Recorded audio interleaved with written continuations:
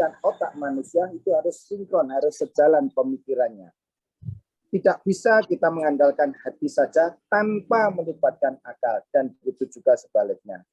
Terakhir, Keke menyampaikan bahwa munculnya Asmaul Husna, 99 nama Allah, itu karena takjub akan kebesaran Allah.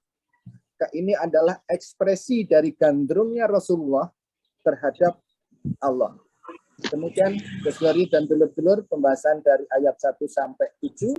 Barangkali ada yang bisa lebih menyempurnakan, monggo, matur suwun.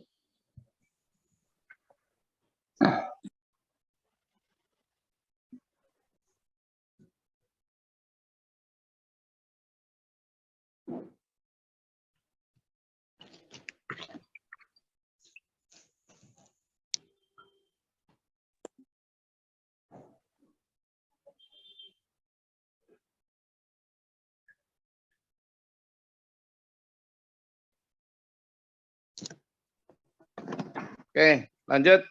Mungkin ada yang mau ditambahkan dari apa yang disampaikan oleh Pak Jo?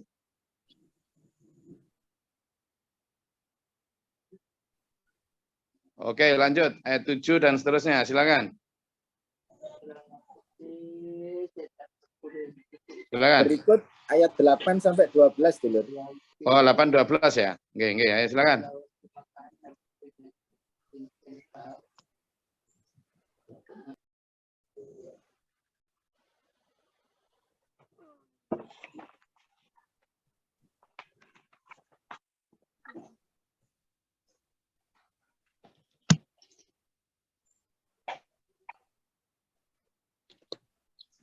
A'udzubillahi minasyaitonirrajim. Bismillahirrahmanirrahim. Terangan ayat 8 sampai 12. Innahu ala rajaihi laqadir. Sungguhnya Allah benar-benar kuasa untuk mengembalikan hidup setelah mati. Yauma tublas sarair, pada hari ditampakkan semua rahasia. Jadi pada ayat ini Allah akan membangkitkan semua setelah mati. Kemudian manusia mengira jika merahasiakan sesuatu itu tidak ada yang tahu. Padahal nanti di akhirat akan ditampakkan semua rahasia dan akan disaksikan oleh seluruh makhluk. Manusia merasa tidak akan ada yang tidak akan ada yang tahu, merasa tidak dilihat Allah, padahal semuanya ada yang mencatat dan akan ditampakkan semuanya. Oleh karena itu kita harus menaubati dari sekarang. Kita siapkan pena untuk catatan amal sebelah kanan dan kita selalu menyiapkan penghapus untuk catatan sebelah kiri. Kepada Allah kita bertaubat, mohon ampunan setiap tahajud, setiap sholat, dan minta maaf kepada semua manusia yang berinteraksi dengan kita. Supaya nanti saat ditampakkan rahasia sudah tidak ada lagi rahasia yang perlu ditampakkan. Pada ayat 10, فَمَلَهُ مِنْ قُوَّةٍ وَلَا نَاصِرٍ, maka baginya manusia tidak ada lagi kekuatan dan tidak ada pula penolong. Sudah tidak ada kesempatan lagi bagi kita untuk minta maaf jika sudah di akhirat. Pada saat itulah tidak ada penolong untuk kita semuanya. Jadi kita harusnya berterima kasih itu sekarang ketika diingatkan Gus Glory seperti ini saat pengajian. Kemudian di ayat 11 sampai 12. Wassama'i dzatir raja'i, demi langit yang mengandung hujan dan bumi yang memiliki rekahan atau tempat tumbuhnya pepohonan.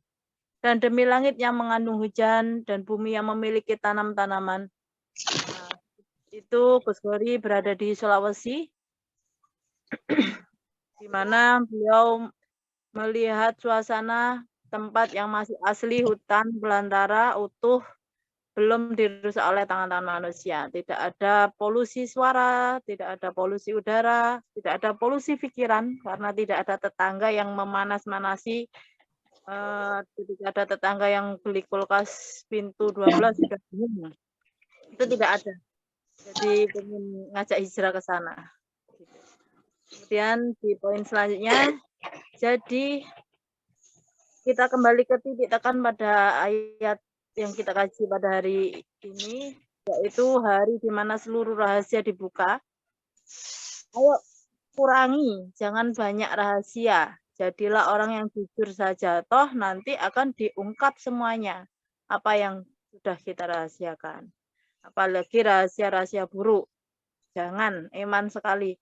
Kalau kita punya rahasia buruk, suatu kesalahan, ayo kita habiskan di dunia. Minta maaf, kita ungkapkan kepada orang yang pernah kita tipu atau bohongi. Karena kalau nanti di akhirat akan disaksikan oleh seluruh makhluk. Betapa malunya dan tidak ada lagi jalan taubat atau untuk permohonan maaf.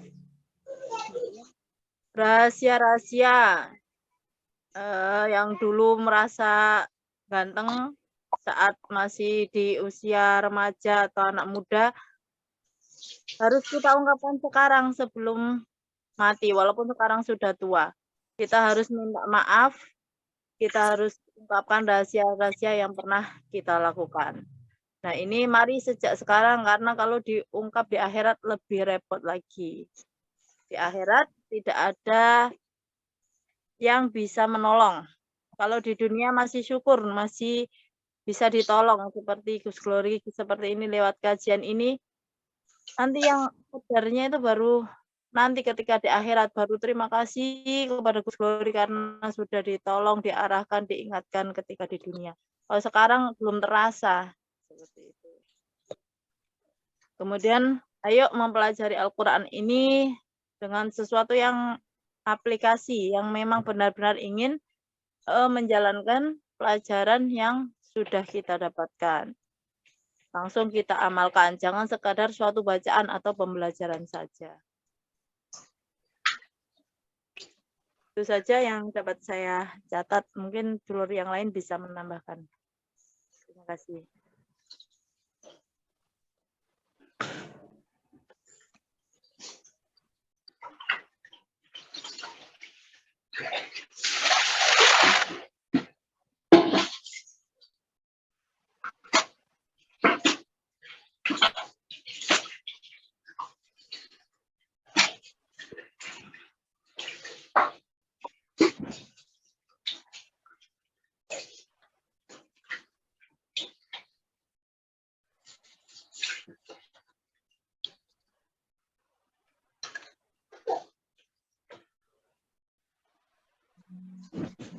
Oke, yang disampaikan Mbak Umiana dari ayat 8 sampai 12. Selanjutnya silakan. Ada yang punya catatan lagi?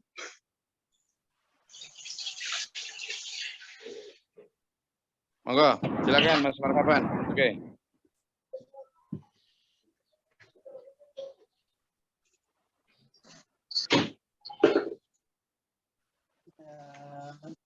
Siapa? Monggo, silakan.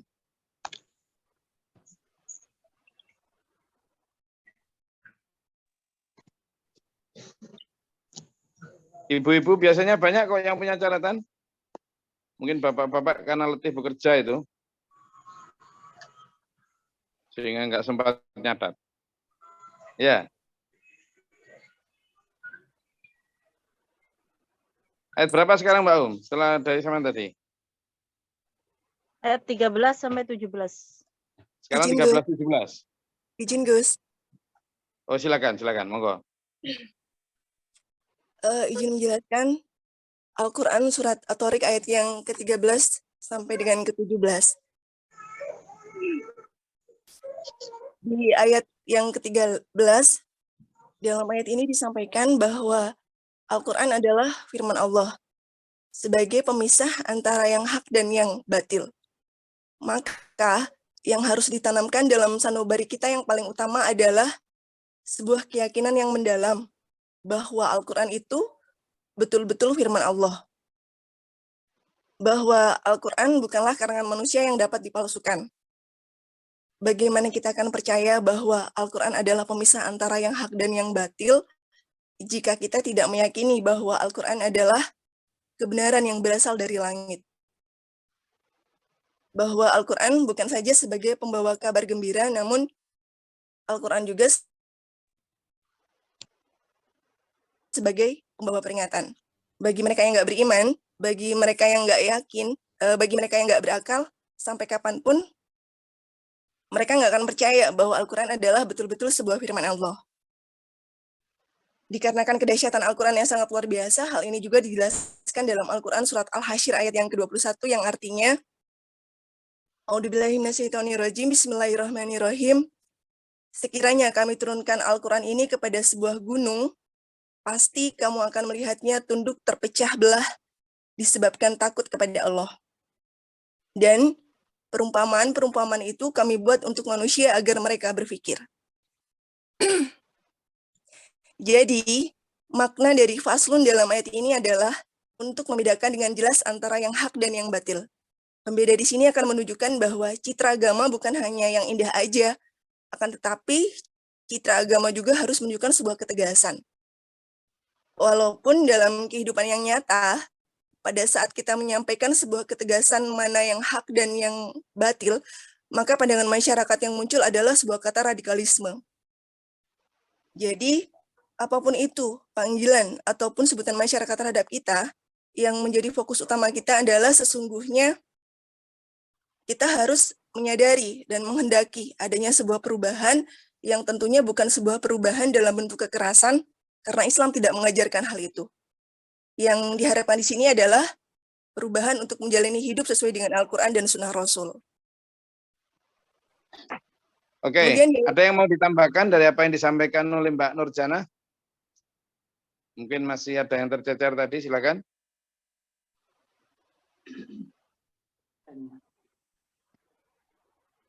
Silakan. lanjut ke ayat 14, Gus. Ayat 14 ya? Oh iya, iya. Betul, silakan. Selesai. 14 sampai 17 sekarang ya? 14 sampai 17, ya. Ya, silakan. Kemudian di ayat yang ke-14, disampaikan bahwa Al-Quran itu bukanlah senda guruan.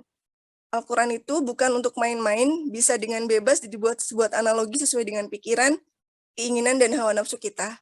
Bahkan, ayat-ayatnya pun bisa dimodifikasi sedemikian rupa disesuaikan dengan logika. Hal itulah yang menyebabkan hasil dari istinbat jauh dari aslinya sehingga banyak orang yang abu-abu. Kemudian di ayat 15 dan 16, di sini disampaikan, sesungguhnya orang-orang kafir merencanakan sebuah tipu daya yang jahat, dan Allah pun membuat tipu daya yang lebih jitu lagi. Kemarin, Gus memberikan sebuah contoh, bagaimana orang-orang kafir membuat sebuah tipu daya untuk berusaha membunuh Bapak Guru Muhtar. Bisa kita bayangkan bagaimana perjuangan Bapak Guru ketika menghadapi orang-orang yang nggak suka, yang membenci ajarannya. Bisa dibayangkan seandainya kita berada di posisi Ibu Musrifah dan hidup pada zaman itu, hidup bersama dengan Bapak Guru memperjuangkan agama Allah, mungkin bagi wanita-wanita saat ini nggak akan mampu dan nggak akan kuat untuk menghadapi hal itu. Tapi bagi wanita-wanita yang paham betul bahwa tujuan hidup yang sesungguhnya adalah mengabdi dan berjuang di jalan Allah, maka hal itu merupakan sebuah kebanggaan bagi wanita yang dikehendaki Allah untuk menjadi istri dan menemani Bapak Guru hingga akhir hayat. Dan mampu melahirkan gus-gus yang sangat luar biasa, dan itu keren banget. Jadi, sehebat dan sekuat apapun orang-orang akan mencelakai Bapak Guru pada saat itu, jika Allah tidak berkehendak, maka hal itu tidak akan terjadi.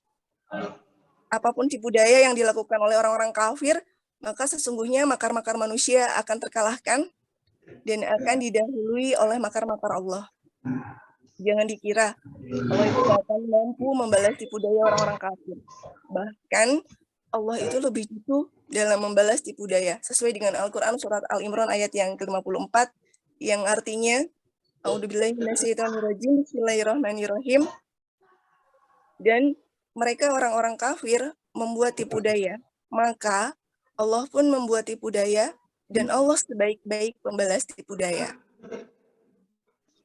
Kemudian di ayat yang ke-17 dijelaskan Karena itulah, berilah penangguhan kepada orang kafir. Berilah mereka kesempatan untuk sementara waktu.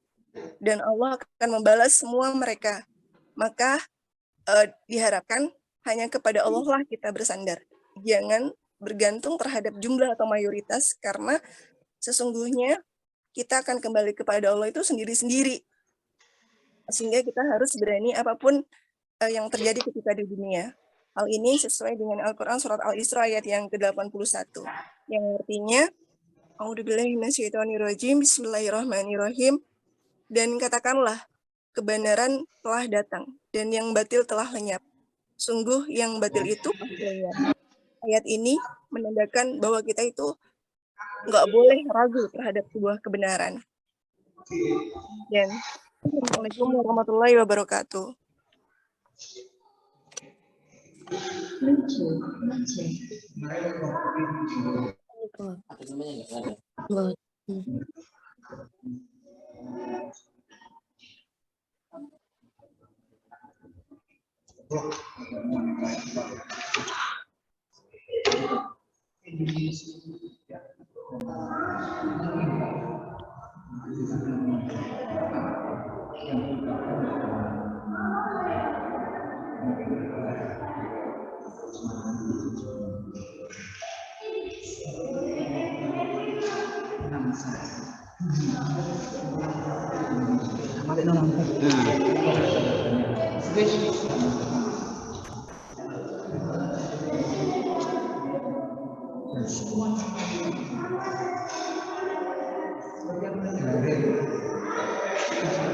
Oke, ada lagi, silakan.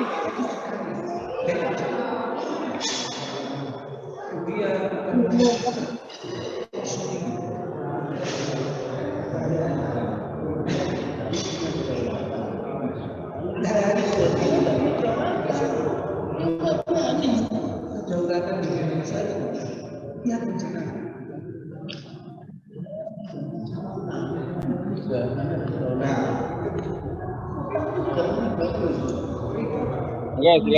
Ada yang mau menambahkan mungkin? Silakan.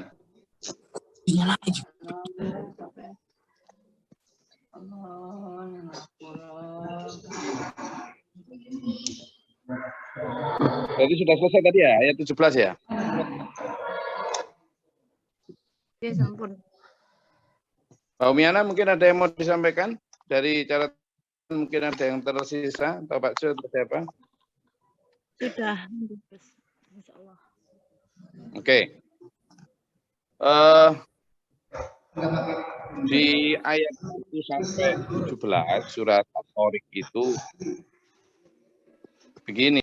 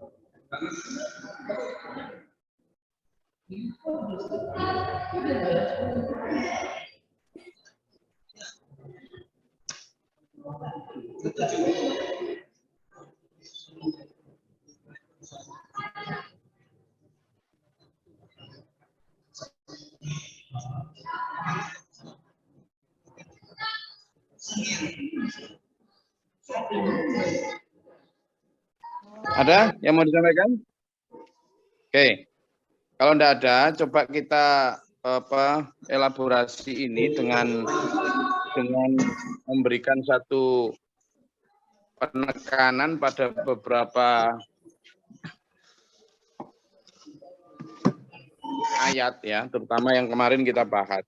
Jadi, saya ingin menyampaikan yang tadi malam saya sampaikan, bisa lihat di Facebook saya, di Facebook live stream saya ingin mengulang kembali ya.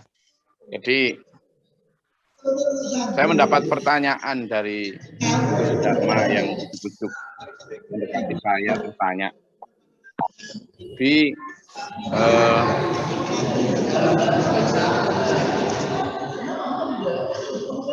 mau dari tanya katanya, apa gitu, apa tanda atau bukti konkret orang kalau sudah diampuni atau diridhoi Allah katanya, begitu. Apa tanda bahwa seseorang itu sudah diampuni atau diridhoi Allah? Ini sebuah pertanyaan yang menurut saya juga cukup unik ya, cukup aneh karena pertanyaan ini muncul dari Gus Dharma yang seolah-olah biasanya itu cuek. Yang biasanya cuek begitu, tanyanya begitu. Apa bukti konkret atau tanda kalau seseorang itu mendapat ampunan dan ridho Allah? Saya juga nggak pernah dapat pertanyaan semacam itu sehingga harus mikir. Lalu saya dapat jawaban gini. Orang yang mendapat ampunan Allah itu saya ajak analogi begini. Hati ya atau kehidupan ini atau jiwa ini itu seperti mesin ya. Mesin itu kalau banyak karat atau teyeng, maka mesin itu akan cenderung sulit untuk bergerak.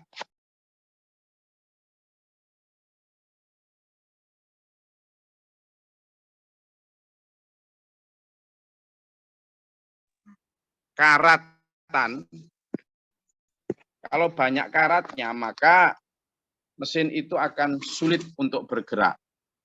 Nah, ketika mesin itu sulit bergerak, maka ada alat atau zat yang bisa dipakai untuk menghilangkan teyeng itu, entah itu oli atau gemuk istilahnya, atau apa itu namanya, stempet kalau dulu ya. Biar apa? Biar mesin itu jalan lagi. Nah, hati atau jiwa manusia kalau banyak dosanya itu sulit diajak taat kepada Allah. Sulit diajak menjalankan perintah dan meninggalkan larangan. Jadi berat.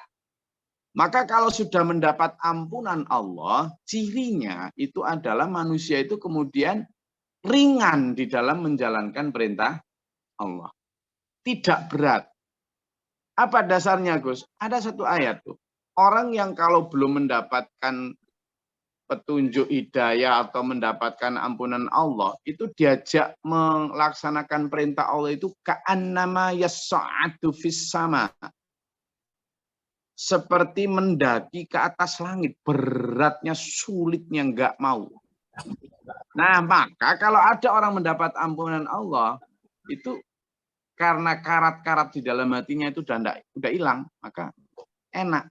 Diajak tahajud itu gampang, nggak sulit. Diajak jamaah itu gampang, nggak sulit. Kalau ternyata masih sulit, malah kemudian berat, itu berarti dosanya belum diampuni Allah. Itu ciri pertama. Orang yang diampuni Allah. Ciri yang kedua, hati manusia itu seperti kaca, cermin. Kalau cermin itu banyak debunya, tebel sampean misalnya, maka pertama nggak bisa dipakai bercermin, kedua nggak bisa dipakai untuk memantulkan cahaya. Tapi kalau udah dibersihin, pertama bisa untuk bercermin, yang kedua bisa memantulkan cahaya. Hati juga begitu. Kalau banyak kotoran dosa, maka tidak bisa dipakai untuk bercermin, tidak tahu kesalahannya. Senengannya nyalai orang, tapi tidak tahu kesalahan diri sendiri. Karena tidak bisa bercermin, hatinya penuh dosa. Dan juga tidak bisa memantulkan cahaya Allah, sehingga hatinya gelap. Tapi kalau orang sudah diampuni Allah, hati kacanya itu bersih, maka yang pertama dia selalu banyak muhasabah bin nafsi. Introspeksi diri. Suka taubat sehingga bersih hatinya. Dan yang kedua bisa memantulkan cahaya Allah sehingga dia bisa merasakan untuk dirinya sendiri hatinya bersih, terang, dan juga bisa menerangi orang lain. Itu dua ciri kalau orang diampuni Allah. Lalu gimana kalau orang diridhai Allah? Kalau orang diridhai Allah ada 5 ciri. 5 tanda. Ya. 5 tanda itu. Yang pertama, orang yang diridhai Allah itu berarti juga dirindukan Allah. Maka orang itu akan selalu rindu kepada Allah. Faman kana yarju liqa'a rabbih. Nah, atau fasbir bersama orang-orang yang yad'una rabbahum. Orang-orang yang selalu rindu dan menyeru kepada Tuhan. Bil ghadati wal asyi. Ya. Yuridu nawajaha. Orang yang selalu yurid. Apa pertama yurid itu ingin, tapi kalau yarju itu benar-benar berharap. Jadi orang yang diridhoi Allah, pertama itu rindu banget sama Allah. Belum azan itu loh sudah, kok belum azan sih? Karena sholat itu merupakan pertemuan melepas rindu. Tapi kalau orang nggak diridhoi Allah, azan kok azan mana? Selintutan malahan. Berarti apa? Belum diridhoi Allah. Kalau orang yang sudah diridhoi Allah, rindu. Belum azan itu loh sudah nunggu-nunggu azan. Nah, sampean juga dulur-dulur dirinya sekarang gimana? Apakah sudah begitu? Ketika azan malah nunggu-nunggu atau ketika azan dianggap mengganggu? Ayo, menunggu-nunggu atau mengganggu? Azan ini ditunggu-tunggu atau dianggap mengganggu? Jujur. Jujur kacang hijau. Kalau sudah ditunggu-tunggu, berarti sampean orang yang diridhoi Allah. Itu yang pertama. Yang kedua, orang yang diridhoi Allah itu ya orang yang selalu penuh jiwa kasih. Hatinya itu penuh kasih. Kenapa? Karena man la yarhamun nas la yarhamullah. Man barang siapa la yarhamun nas yang tidak sayang kepada sesamanya, maka la yarhamuhullah, dia tidak disayangi, tidak dicintai Allah. Berarti sebaliknya mafhum mukhalafahnya, maka pemahaman sebaliknya adalah orang yang dicintai Allah pasti jiwanya penuh kasih. Oh, gitu aja. Yang biasa diterangkan Pak Guru. Kalau orang yang sudah dekat sama Allah seperti penjual minyak wangi, maka dia akan mencium bawang atau diolesi minyak wangi. Kalau orang dekat sama Allah akan tertular sifat Ar-Rahman Ar-Rahman. Itu pasti. Jiwanya penuh kasih. Ya. Lalu yang ketiga, orang yang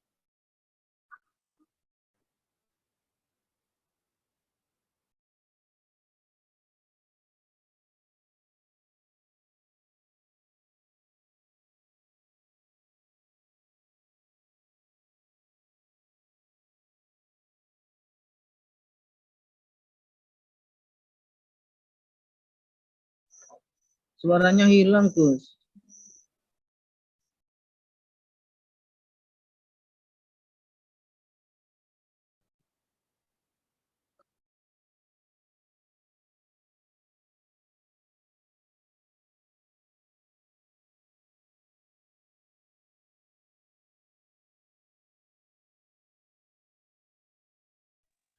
Termute, Gus. Udah.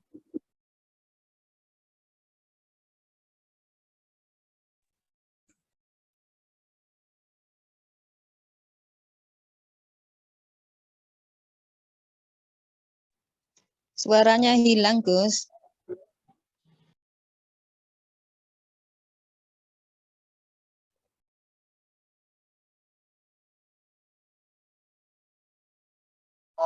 tidak saking nikmatnya bercengkrama dengan Allah. Bibir ini gelemimir, apa gelemimir? Gelemimir itu bahasa Indonesianya apa?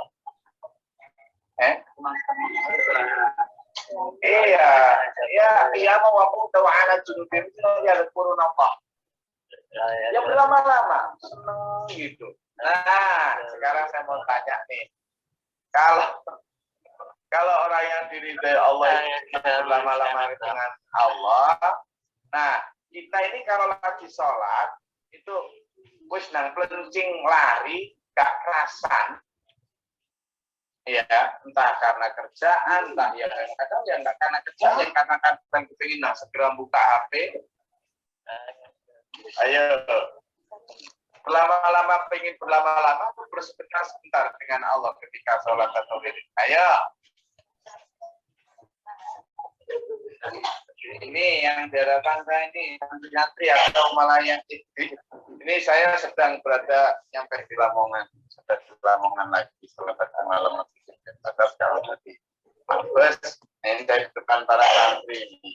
Ini depan para santri yang ternyata ngaku juga mereka bahwa mereka sedang apa?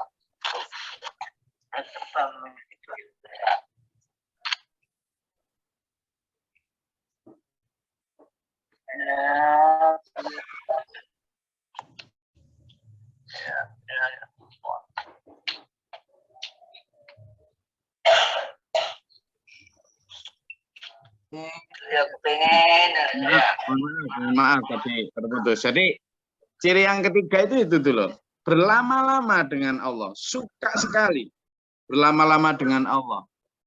Nah, sampean dan saya ini kalau sholat itu Rasulullah itu orang yang paling diridhai Allah. Itu kalau sholat, terutama kalau sholat sendiri sunnah itu, kadang ketika berdiri itu baca surat Al-Baqarah. Sekali rakaat itu. Waduh. Kalau sujud, kadang sampai bengkak kaki beliau. Saking menikmati bercengkrama dengan Allah. Nah sekarang kita ini, saya sedang berada di Lamongan ini, sedang di Mabes.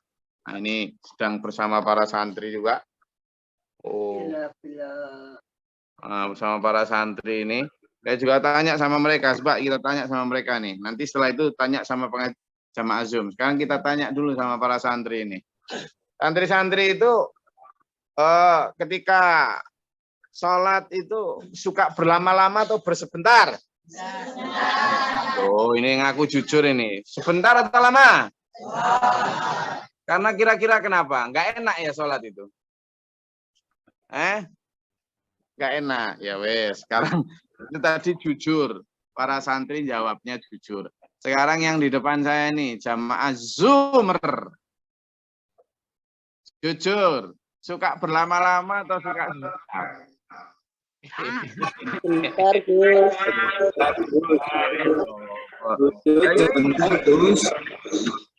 Saya tidak nyuruh sampean kalau sholat itu kemudian berjam-jam, enggak gitu ya, enggak. Kita harus tahu tempat juga, terutama ketika sampean jadi imam, jamaah sholat wajib, apalagi di terminal, di bandara gitu, terus nanti ayat yang sampean baca panjang-panjang ditinggal lari orang. Untung kalau cuma ditinggal lari, kalau dilempar sepatu tahu rasa tuh. Bukan begitu maksud saya. Hati kita itu loh, hati kita. Itu ciri yang ketiga adalah selalu berlama-lama dengan Allah. Rindu, seneng gitu loh, enak, merasa nyaman dengan Allah. Nah, ya. Nah, sekarang yang keempat, apa ciri keempat orang yang diridhai Allah Ta'ala? Ciri yang keempat adalah bahwa dia itu selalu tidak takut kehilangan apapun kecuali kehilangan Allah. Orang yang sudah diridhai Allah itu tidak takut kehilangan jabatan, tidak takut kehilangan citra, tidak takut kehilangan apa kalau dia itu, iya loh, Allah tuh berfirman gini. A'udzubillahi minasyaitonirrajim. Wa lanabluwannakum bisyai'in minal khaufi wal ju'i wa naqsin minal amwali wal anfusi wath thamarat wa basyiris sabirin.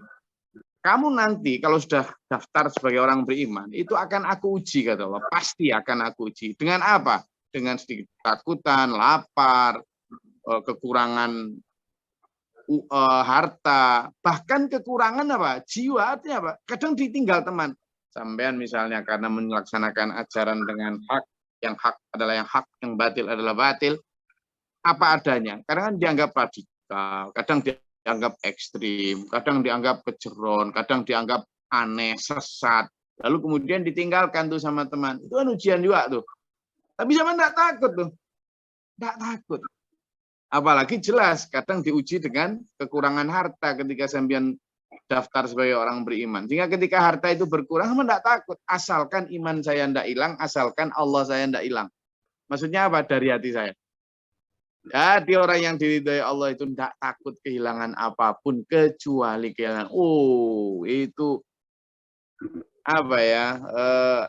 Hak orang yang benar-benar freedom. Ya, orang yang diridhai Allah itu orang-orang yang benar-benar apa? Freedom, merdeka. Tidak terbelenggu oleh standar-standar manusia biasa. Yang terakhir, yang kelima apa? Standar atau ciri orang yang diridhai Allah itu adalah orang yang tidak lagi gerangsang dengan iming-iming dunia. Apa dasarnya? Allah berfirman, "A'udzubillahi minasyaitonirrajim. Ya ayyatuhan nafsul mutmainnah. Irji'i ila rabbiki radiyatan mardiyah. Wadkhuli fi ibadi wadkhuli jannati." Hai orang-orang yang mutmainnah. Nafsul mutmainnah, jiwa yang tenang, yang tidak gerangsang, yang tidak terpengaruh iklan, yang punya standar sendiri menurut Allah dan Rasulnya. Kemarilah irji'i ila rabbiki. Kemarilah kepada Tuhanmu. Jadi nanti di akhirat itu orang yang ketika di dunia tidak lagi gerangsang, itu panggil Allah, kemarilah. Nafsu-nafsu yang benar-benar tenang, qanaah. Kemarilah kata Allah kepada Tuhanmu. Kamu radiyatan mardiyah. Apa? Kamu ridho dan diridhoi. Nah, itu standar khas utama itu. Orang yang ridho dan diridhoi Allah. Apa? Orang yang nafsul mutmainnah. Sehingga apa? Orang yang diridhoi Allah itu ciri yang terakhir adalah nafsul mutmainnah. Orang yang jiwanya sudah tenang, kerja keras di dunia, tetapi hatinya tenang, tidak terpengaruh untuk memanfaatkan hasil kerja kerasnya untuk kehidupan mewah-mewah di dunia, tetapi benar-benar dimanfaatkan untuk akhirat, karena hatinya sudah tertambat di sana. Maka katanya, fadkhuli fi ibadi wadkhuli jannati. Kemarilah masuk kepada hamba yang sudah sama-sama mutmainnal qulub, kemarilah masuk ke dalam surgaku. Sehingga apa? Ini surga ini yang harus kita jadikan standarnya apa? Standarnya adalah mutmainnal qulub. Nah, itu sebagai pengisi dari sisa waktu kita, bahwa 5 ciri orang yang diridhai Allah dan 2 ciri orang yang diampuni dosanya oleh Allah. Dari 6 atau 7 ciri tadi, berapa ciri yang sudah kita miliki? Bapak Ibu, dulur-dulur semuanya. Berapa ciri? Nggak apa-apa, mudah-mudahan makin banyak makin bagus, asal bukan hanya sekadar mengaku ya, tapi benar-benar dirasakan. Kalau belum, ayo. Karena apa? Yang paling berharga di balik gundukan tanah di kubur itu, atau nanti di lapangan padang mahsyar, adalah ampunan dan ridho Allah. Jelas nggih? Oke, kalau sudah sampun jelas, itu Pak Maman segera diseruput kopinya, Pak. Ayo ya. Ada yang mau ditanyakan? Silakan. Silakan. Ada yang mau tanyakan?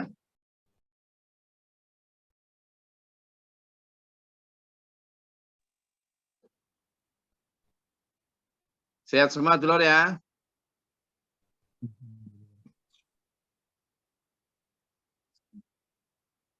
Haruslah. Saya tadi malam mendarat di Juanda itu, ya, karena sudah habis Damriang ke Gresik Lamongan, saya harus naik ke Bungur. Nah, di Bungur ternyata yang patas tidak lewat Lamongan, tapi langsung tol, hingga harus pakai bus yang biasa itu, bus ya bersama rakyat jelata. Nah, ya harus siap dengan segala macam berdesak-desaan dan semua aroma. Tapi bukan itu yang bikin ini, karena saya harus ngejar nyampe rumah sebelum tengah malam ya, karena saya memenuhi undangan juga, sehingga di tengah jalan ternyata macet total. Waduh, ini akhirnya karena macet total, inisiatif saya turun itu di daerah Gresik sana, turun nyari ojek, kayaknya enggak ada ojek, sehingga ya akhirnya ada anak sedang istirahat, mungkin kayaknya perjalanan jauh itu, anak motor, saya tawari untuk ngojek saya, awalnya enggak mau, terus oke gitu. Nah, motornya itu kan motor CB modifan itu loh, sehingga joknya kecil itu, joknya sedikit, udah gitu pun nggak ada injakan kakinya. Ya daripada saya nggak jalan, busnya juga nggak jalan, saya turun, sudah nggak apa-apa. Ya saya dari mulai Gresik sana itu diboncengin, nggak pakai helm, nggak pakai apa, nggak pakai boncengan, cuma dikit gitu di belakang. Kakinya juga kadang ungkle-ungkle gitu sampai Lamongan, sampai Blangit sana. Begitu nyampe Blangit, saya sudah mau turun, mau masuk untuk nyari ojek lagi. Sama dia, saya antar aja Om. Nah, saya dipanggil Om. Panggil Om. Asal enggak Swastiastu aja. Nah, saya dipanggil Om. Akhirnya diantar sampai Mabes, nyampe Mabes sekitar jam 11 malam, setengah 12 mungkin. Terus saya kasih uang, enggak mau ternyata. Padahal kalau lihat performanya itu ya anak-anak, kayak anak-anak pang itu, ternyata akhirnya enggak mau saya kasih, saya ajak turun untuk biar makan juga enggak mau, pundeng-pundeng enggak mau. Alhamdulillah nyampe sini sehat, semangat. Ya, setelah itu saya langsung bertamu ke orang yang undang saya itu, setengah 12, untungnya masih terop-teropnya, sound-soundnya juga masih nyala, meskipun nggak banyak tamu. Karena pagi ini juga sudah ada kegiatan yang berbeda lagi. Semangat dulu ya, jadi enggak apa-apa, kadang-kadang bersama rakyat, ya sama juga rakyat juga. Izin bertanya, Gus. Silakan. Assalamualaikum warahmatullahi wabarakatuh. Waalaikumsalam. Kemarin tuh ada yang gini, Gus. Gimana jawabnya atau gimana kita ngomongnya? Jangan terlalu berdakwah tentang sunnah. Yang penting kan wajib dulu jalani. Sunnah itu tidak wajib, yang penting wajib. Pokoknya gitu udah, Gus, intinya. Gimana cara kita menjawabnya, Gus? Matur nuwun. Ya enggak apa-apa, kita jawab saja, oke, wajib. Tapi sampean tahu nggak, wajib itu bukan hanya sholat, puasa, zakat, haji. Oke, wajib. Kita coba wajib dulu. Tentang sholat. Sampean sholat, sudahkah benar-benar sholat yang benar-benar sholat, yang innas sholata tanha 'anil fahsya wal munkar, itu aja. Sudahkah sampean sholat itu sholat yang benar-benar khusyuk menghadap Allah? Karena kalau nggak khusyuk, benar-benar sholatnya itu sah, benar, karena syarat rukunnya sudah dipenuhi, tetapi makbulan atau sholat yang benar-benar dihitung Allah nanti itu yang makbulan. Kenapa? Karena kalau yang tidak makbulan, itu kena dalam surat Al-Ma'un itu, fawailul lil musallin. Itu oke, coba diteliti ke sana. Oke, nggak sunnah, nggak apa-apa. Nah, yang kedua, tentang zakat misalnya. Beneran sampean sudah zakat. Kalau sampean tidak zakat karena belum pernah nyampe nisab, maka selanjutnya adalah peluang satu-satunya untuk sangunya adalah sedekah. Nah, bagaimana dengan sedekah sampean? Coba tanya dulu. Nah, ya toh? Syahadat, sholat, zakat, puasa. Puasa juga demikian. Puasa itu Allah sudah berkali-kali menyampaikan lewat nabinya. Oke, Ramadan sampean misalnya puasa. Tapi coba lihat puasa sampean. Nabi berkali-kali bilang, banyak nanti di akhirat itu orang yang puasa tapi tidak mendapat hitungan apa-apa kecuali lapar dan dahaga. Berarti kan sia-sia tuh. Siapa yang ngomong begitu? Bukan saya itu. Nabi. Nah, kita kan harus kemudian melihat standarnya seperti apa. Ya, standarnya seperti apa. Nah, sudah. Itu kalau tentang yang wajib. Itu kalau tentang rukun Islam. Padahal kewajiban dalam Islam itu bukan hanya tentang rukun Islam. Nah, ini yang salah dari umat Islam ini seolah-olah yang wajib itu yang hanya ada di rukun Islam. Padahal menghormati tamu wajib. Berdakwah juga wajib. Wajib itu. Banyak, tutup aurat juga wajib. Nah, ada dalam rukun Islam itu. Tidak ada. Tutup aurat juga wajib. Banyak loh ya. Cuman kalau masak, kemudian aroma masak sampean dicium oleh tetangga sampean jarak sekian rumah, itu wajib memberi. Sampean sudah belum wajib itu? Loh, mau diterangkan lagi, banyak wajib-wajib yang lain. Nyari ilmu itu wajib loh. Zaman ngajinya gimana? Sudah ngaji belum? Nah, mau diterangkan. Jadi tidak apa-apa. Biar oke. Kamu tidak mau sunah-sunah tidak apa-apa. Tapi ingat, wajib sampean itu bukan hanya rukun Islam. Kalau diterangkan banyak lagi. Jawab begitu pertama. Terus yang kedua, harus dibedakan antara sunnah dan sunat. Ya. Sunnah yang artinya adalah perilaku atau teladan Nabi. Sunat yang artinya itu adalah hukum Islam selain wajib. Kalau sunat yang hukum Islam selain wajib, itu artinya kalau dilaksanakan dapat pahala, kalau tidak dilaksanakan tidak apa-apa. Karena kita punya 5 hukum, ada wajib, ada sunnah, yaitu ada mubah, ada haram, ada apa? Makruh. Nah, sunat yang itu, tapi kalau yang dinamakan sunnatul Rasul, atau sunnah teladan-teladan Rasul, perilaku Nabi, ada 3 itu ada di dalamnya wajib. Ada di dalamnya wajib. Gitu loh. Karena sunnah atau perilaku Nabi itu memang ada yang wajib diikuti. Gitu. Nah, sehingga kalau dia ngomong sunnah, si Saman masuk gimana? Itu. Ya. Jadi biar kadang banyak orang yang kemudian hanya karena lihat YouTube atau dengar 1 potong 2 potong ceramah, kemudian jawabnya ya kayak gitu, kayak orang lindur gitu. Nah, maka kemudian terangkan gitu. Nah, apa wis? Oke, wajib, telusuri aja. Banyak kewajiban-kewajiban dalam Islam. Loh iya. Ya. Oke. Jelas ya? Benar? Atur nuwun. Oke. Ada lagi? Oke, kalau tidak ada, saya rasa cukup kajian kita pada pagi hari ini. Insya Allah besok kita akan lanjut surat selanjutnya dan tetap semangat. Oke, tetap semangat. Saya baru turun dari pesawat itu. Kemarin waktu dari Makassar itu turun dari pesawat, ternyata ada WA. Gus, saya bisa telepon atau bisa konsultasi gitu. Itu ternyata teman saya yang dulu waktu di S1 Semarang. Saya bilang saya baru turun dari pesawat gitu. Terus nanti silakan hubungi. Terus tadi malam ternyata kemarin siang tunggu hubungi. Ternyata teman saya. Nah, yang Makassar, yang Sulawesi baru akan mulai ya. Termasuk yang Bondowoso itu juga baru akan mulai. Nah, ternyata yang teman saya yang dari Semarang itu juga hendak mewakafkan tanah untuk dijadikan cabang SPMA. Baru turun dari pesawat saya dari Sulawesi.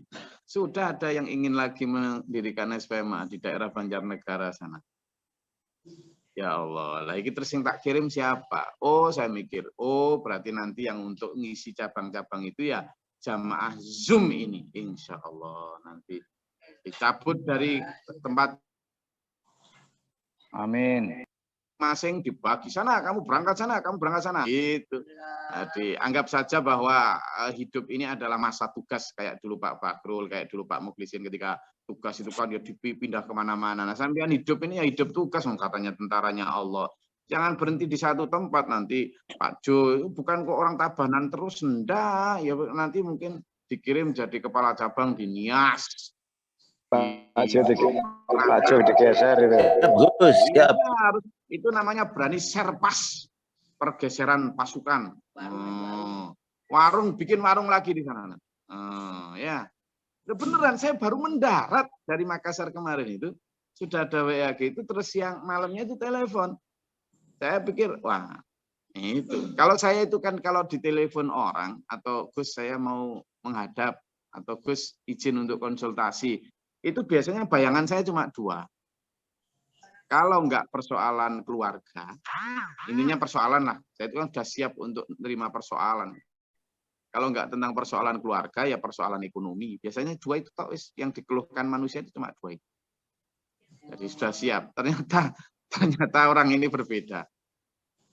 Ya datang untuk optimisme untuk membuka cabang baru. Saya jadi iki sopo maneh yang saya akan kirim nanti. Yang kedua, aduh berarti bangun lagi. Padahal sebelumnya saya barusan dilapori, siap mengajukan budget. Untuk apa? Ini untuk melanjutkan toilet dan tempat wudhu masjid di Kalimantan. Oh siap. Muncul itu anggaran budgetnya sekian. Nah, belum ada 2 jam muncul yang dari Lumajang. Siap. Ajukan budget ini untuk lanjut juga pembangunan tempat wudhu masjid ini. Oh iya siap. Nah, tinggal saya siap-siap. Apa yang saya lakukan? Ya ngajukan proposal ke langit. Nah, begitu sudah dikirimi langit, langsung transfer lagi sehingga PPATK bingung karena tidak ada sisa. Nah ini nanti kalau kemudian yang di sana juga muncul lagi, bismillah gitu aja diniati. Itu loh ya. Jadi ayo semangat hidup, cari nafkah, cari maisha, kerja keras, tapi untuk dikirim ke sana sebanyak mungkin. Demikian pula tenaga kita. Siap? Oke. Dulur-dulur dari Tabanan, dari semua dulur-dulur dimanapun, ayo bekerja keras untuk ini. Umat sudah nunggu ini, nunggu banyak cabang-cabang baru yang akan dibuka. Baik tenaga, pikiran, harta kita tasarufkan untuk sana. Sehingga sewaktu-waktu dipanggil Allah, istana yang kita tempati di sana. Bismillah. Oke. Semoga Allah kita menuntun kita dalam siratal mustaqim ila akhir hayat husnul khatimah. Amin. Allahumma shalli wa sallim ala sayyidina Muhammad. Allahumma ighfir lil mu'minina wal mu'minat. Amin. Allahumma inna fi man najayna wa afina fi nafsi tawlana fi man tawla barik lana fi mawqifina wa qadayt fa innaka Amin. Amin. Allahumma tarfa'na al-bala wal Amin. Wa la taj'alna fi qawmi dhalimin wa ma fa'alna.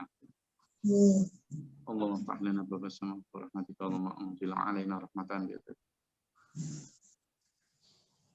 Rabbana man faktubna ma syahidin rabbana la tuzigh qulubana ba'da idh hadaytana wa hab lana min ladunka Rabbi a'udzu bika min hamazati syaitan wa a'udzu bika rabbi yahdurun.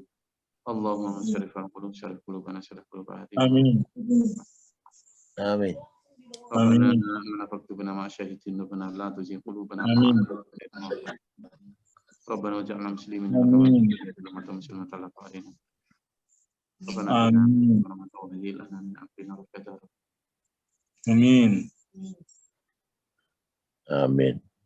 Amin. Ana rabbika rabbil izzati amma yasifun salamun alhamdulillahirabbil alamin. Sungguh dulur ya, ayo kita manfaatkan waktu betul karena di kelas-kelas itu kemarin saya juga di WA sama dan penguji itu.